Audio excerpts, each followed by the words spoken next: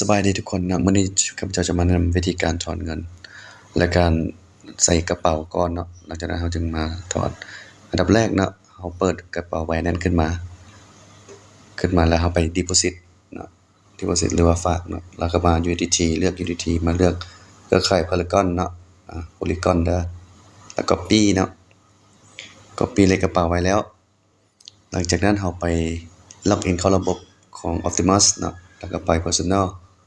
แล้วก็เลื่อนลงมาเด้อเลื่อนลงมาให้กดปุ่มสีเหลืองเนาะสุดๆโอเคแล้วกดโอเคไป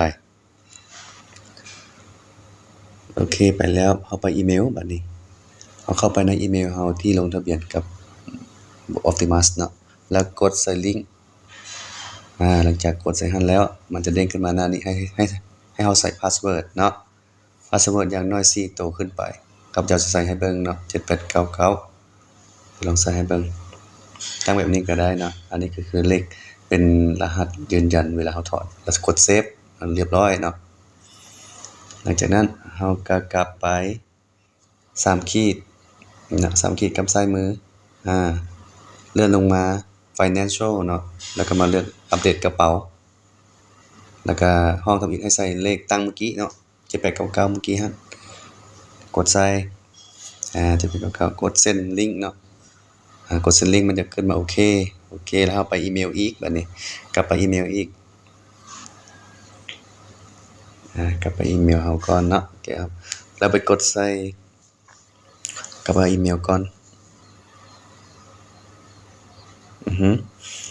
เห็นบ่มาแล้วให้กดใส่ตัวนี้ลิงก์นี้เนาะ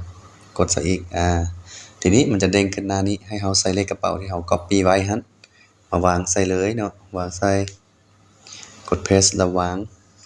แล้วก็ทั้งรุ่มให้ใส่พาสเวิร์ดที่เราตั้งนั่นแหละ7899เนาะอันนี้ตัวอย่าง7899อัปเดตกระเป๋าเรียบร้อยเนาะหลังจากอัปเดตกระเป๋าเรียบร้อยก็ถือว่าเป็นการอัปเดตครั้งเดียวเนาะต่อไปเราบ่ได้อัปเดตอีกแล้วเรามีแต่มากดถอนได้เลยบ่ได้มาเฮ็ดยุ่งยากแบบนี้แล้วเรามา3คลิกคือเก่าให้มากดถอนบัดนี้กดถอนเงินกด Financial ถอนแล้วก็ใส่จำนวนถอนเนาะห้องที่1ใส่จำนวนถอนเท่าใด